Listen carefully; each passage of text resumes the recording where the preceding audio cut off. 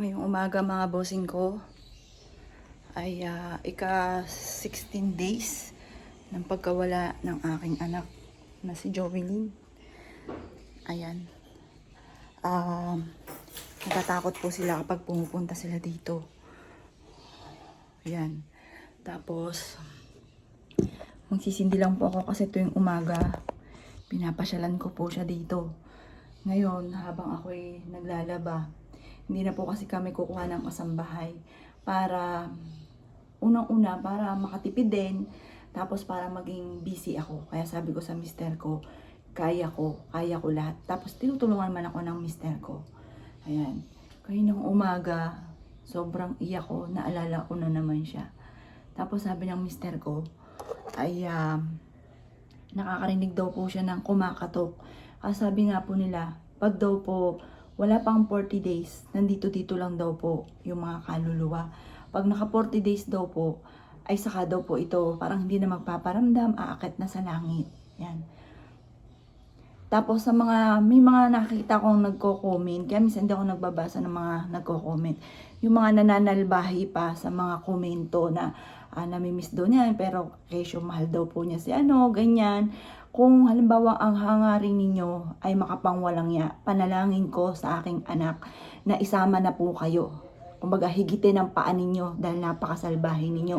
At saka doon sa mga iba na nagre-repost, ayan, kaya panalangin ko na kunin na rin kayo ni Jovelyn, isama na rin kayo, yun ang panalangin ko. Wala nang bait-bait ngayon dahil ang mga mababait ngayon ay kinukuha ni Lord. Kawawa naman yung anak kong bunso. Kung ito ay mawawalan pa ng isa pa, kaya kailangan ko maging matatag para sa isa kong anak. Kaya panalangin ko sa mga nananalbahe ng mga komento, kunin na rin kayo. Kumbaga, Jovelyn, isama mo sila sa kung nasaan ka man, higitin mo mga paa nila, bangungutin sila sa mga kawalangyaan nila. Yan. At ganun din sa mga iba pa na nagsasabi ng parang makapanira lang, na yumao na yung tao ay kung ano-ano mga pinagsasabi.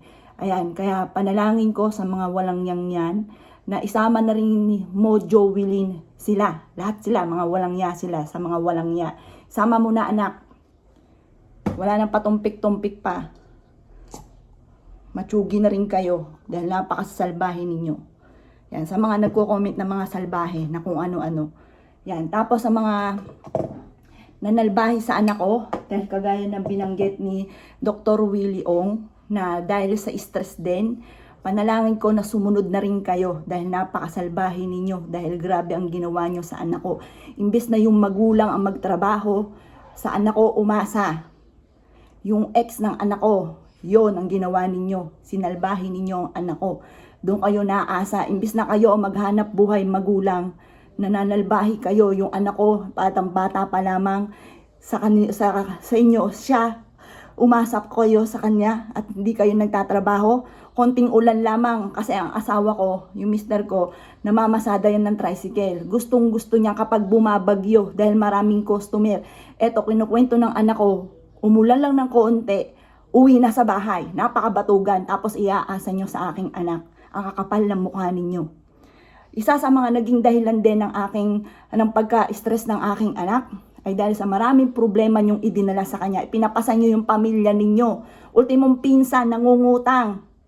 Tapos, nung sinisingil, binalak. Kapal na mukha. Tapos, kung ano pa mga pinagsasabi. Kaya panalangin ko, mamatay na rin kayo. Mahayop kayo.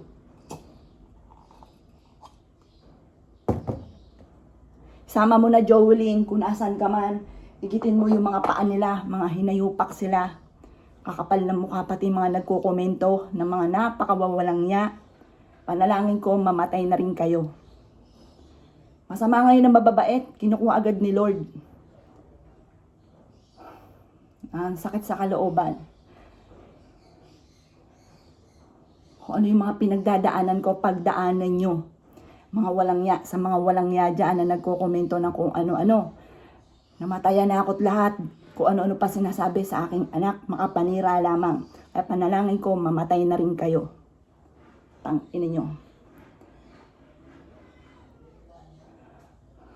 Hindi ako makapagdasal dahil napakawawalang niya kapag ako'y nakakaalam na tungkol sa anak ko. Yun nga po ay pag ang aking anak pumupunta po. Halimbawa, may nalaman kami nung high school. Meron siya nakaaway. Madaling araw nalaman ko, hindi ako mapakali. Sinugod ko, mga bossing, sinugod ko. Hindi ako mabait, salbahe ako. Sinugod ko sa bahay. Kinatok ko, kinausap ko yung magulang. Ba't anong problema nila sa anak ko? Bakit ginaganon? Ganon ako kaano sa anak ko.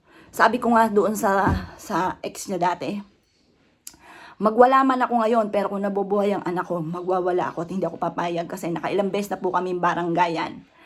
Ay, kumbaga magalit man ako'y wala na. Pero may mga iba pang nagko-komento na kung ano-ano, na ang papangit ko, ano pa yung mga sinasabi, na parang patay na nga po yung tao, ang dami ng sama ng loob na inabot, ay kung ano-ano pa mga sinasabi. Kaya panalangin ko, maramdaman ninyo kung gaano kasakit ang nangyayari sa amin, kung gaano kasakit mawala ng anak ng biglaan. Okay sana po kung may karamdaman yung anak ko na alam ko na matagal na may sakit po siya. Wala akong alam-alam, lagi niya sinasabi okay lang po siya. Pero nung siya po'y nawala na, doon naglabasan kung ano-ano po mga ginagawa po niya na hindi namin nalalaman. Dahil laging sinasabi, okay lang ako mami, wala akong sakit, sipon lang to na hindi makalabas. Yung pala, ang dami-dami niya mga iniisip. Nagpapasan siya ng ibang tao. Nagpapasan siya na hindi naman dapat niyang pasanin dahil ako lahat ang nagpapasan. Sabi ko sa anak ko, ayoko siya namumblema. Ayoko namumblema ang pamilya ko. Ayoko namumblema ang mister ko. Kaya lahat po ng mga nangyayari, lagi ko sinusolo, pinagdadasal ko lang. Pero hindi ko akalain na ganun palang katitindi ang mga nangyayari sa anak ko.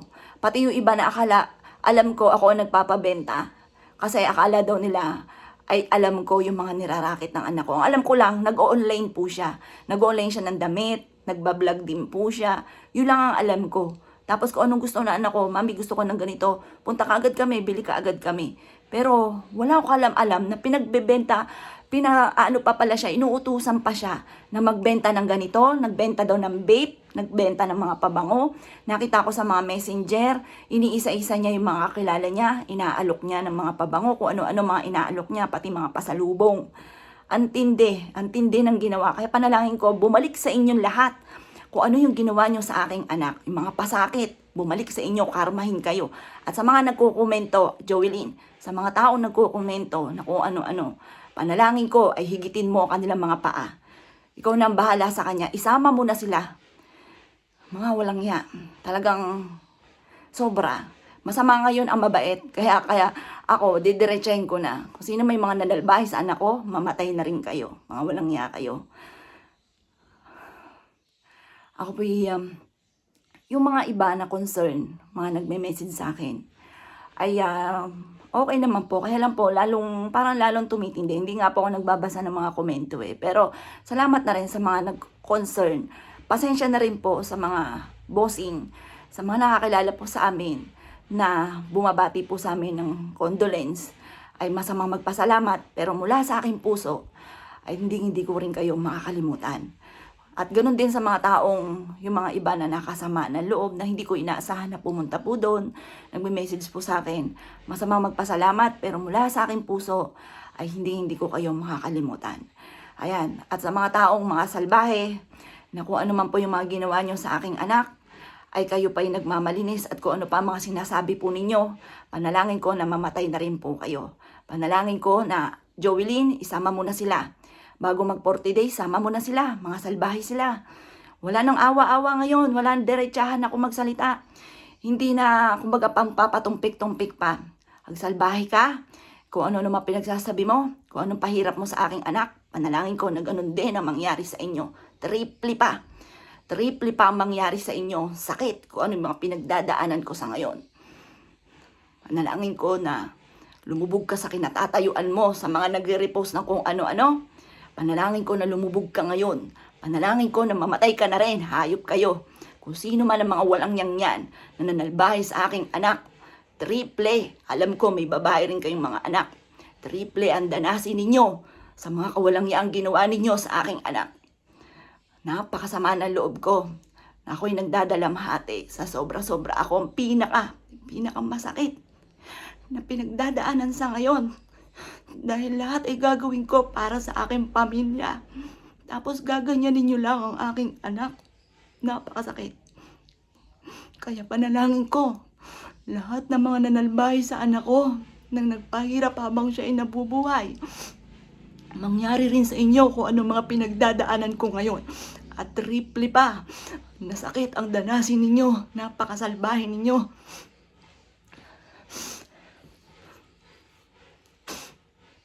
Magtrabaho kayo ng sa inyo, hindi kayo aasa sa aking anak.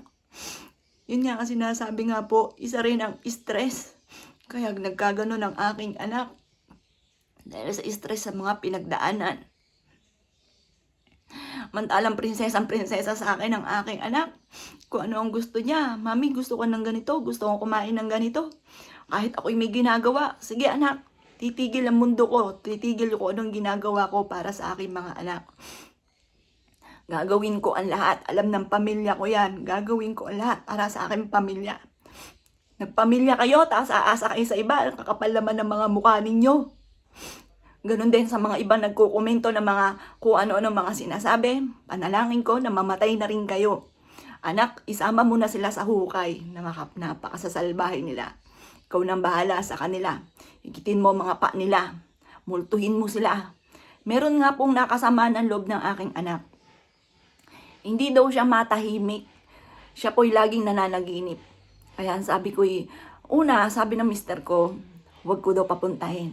Pero sabi ko, hayaan mo na. At baka malungkot pa ang aking anak. Kaya pupunta po sila. May mga tao din po na ini-invite pala yung mga paramdam ng aking anak. Ini-invite po rin na pasyalan daw po sila ng mga nakalipas na buwan. Na halos lahat po na pumunta po doon ng burol ay humihingi ng sorry sa aking anak. Dahil sila po pala yung mini-message ng aking anak na magbanding sila, pasyalan.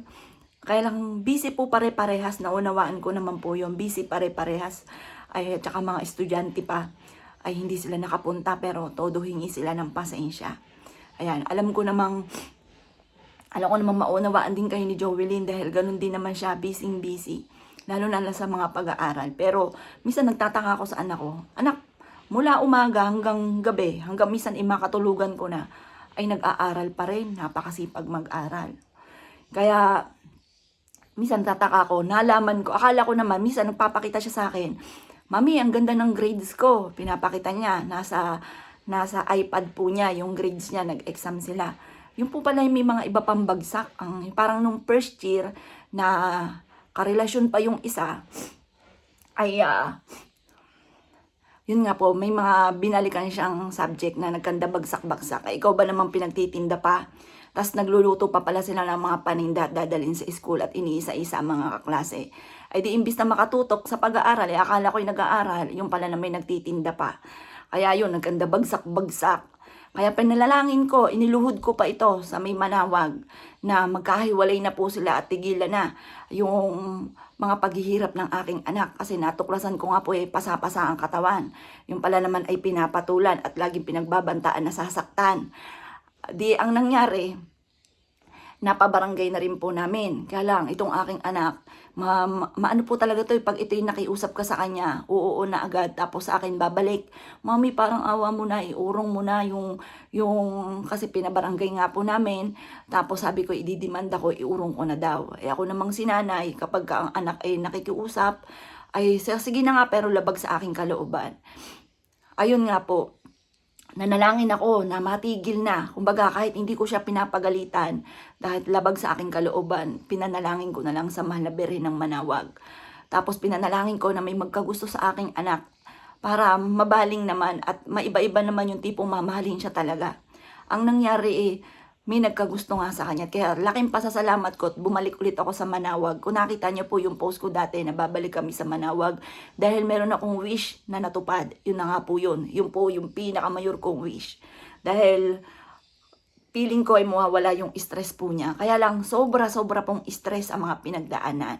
Kaya kahit sila po ay nagkahiwalay ng 4 na buwan ay talagang nandoon pa rin ang stress na nalaman ko yung nagpaparamdam pa yung ex nga po ay parang sobrang stress na pinagdadaanan. Kasi alam ko talaga sa stress din nakukuha po yan. Yung mataas yung sugar mo, mas titindi pa siya. Kasi po, yung anak kong bunso, ganun din. Pinagdaanan po niyan. No, April 3, birthday po ng aking anak. na panganay. Ito nga po si Joelyn, April 3. Mangyari po, nung April 2 ng gabi, nakikiusap po siya sa akin na gustong pabalikin dito yung ex po niya, yung lalaki. Sabi ko, anak, ayoko talaga sa kanya. Kahit kanino mo nanay itanong na sinasaktan ng anak, nakita ko po ang dami-daming pasa. May pasa sa hita, may pasa sa braso. At pag daw nakipaghiwalay ay pinagbabantaan na masasaktan. Ito namang anak ko ay hindi sa akin nagsasabi. Parang nabully po siya. Yan. Tapos ngayon po, ay di, nung gabi, nagwawala na nga po siya kasi ayaw kong pumayag na gustuhin ko. Talagang hindi ko gugustuhin kahit sabi ko, magtanong ka sa iba, hindi lang sa akin. Baka kasi iniisip mo, dahil ayaw ko lang, magtanong ka sa iba. Ngayon, nagwala po yan. At naghanap pa nga po na matulis na bagay. At sabi po niya, pag di daw ako pumayag, ay kung ano daw po ang gagawin niya sa sarili niya. Nag-iiyakan na po kami noon. Di ko alam kung anong pinakain sa kanya, ba't ganun po ang katindi ang aking anak. Ngayon po, ang aking bunso ay first time umiyak. Hindi naman po, wala na po dito sa amin po, kahit kanino niyo po itanong yung, ito lang po talagang pinag-aaway namin. Wala po kami pinag-aaway. Ang saya po namin. Kada kami lalabas, magkakantahan kami. Masaya po kami nagtatawa na walang mga problema. Yung anak ko pong bunso, first time pong umiyak. Siya po ay umatungal ng iyak. Ate, wag mo kaming iiwan. Nag-iyakan po kami noon. Tapos kaya hindi po siya nakapaghanda ng April 3. Dahil nga po sa yung aking bunso na, ay dahil na-stress, nag-iyakan po kami. Ay hindi na po makalakad. Tapos, hindi siya makatayo. Nahihilo daw po siya. Tingin ko, ito po yung naging dahilan din, yung sobrang stress. Kaya yung ngayon, hindi ko alam kung anong pinagdaanan niya. Bukod tanging ito lang taong ito nakakaalam ng mga pinagdadaanan kung bakit na-stress lalo pa muli ang aking anak. Kaya alam ko, tukol din po ito sa stress. Kasi bunso ko, pinagdaanan po namin nung 2 ng gabi. Nag-iyakan kami ang tagal. Halos madaling araw na nang kami po'y natapos para lang mapigil ko. Kasabi ng aking mister, ya mo na yan, napakatigas ng ulo. Gawa nga po doon sa lalaki. Ay, sabi ko hindi ako papayag. Gawin niya na sa akin niya na lang po, ano yung hawak niyang matilos. Imbis kaysa po siya ay umalis. Talagang nag-iiyakan po kami. Kasi gusto na po niyang umalis. Kapag hindi ko daw ginusto, hindi daw ako pumayag. Ganun pong katindi ang aking pong anak. Kaya todo pasasalamat ko nung dumating yung kanyang present ngayon na si Oli. Kaya sobrang dasal ko na salamat at makubagay maano na yung aking anak.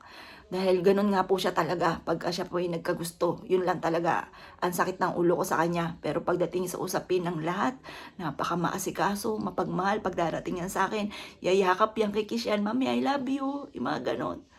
Namimiss ko na. Bakit nagkaganon ang aking anak?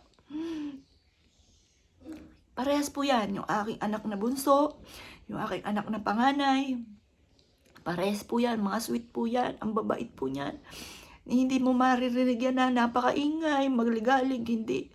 Napakabait po niyan.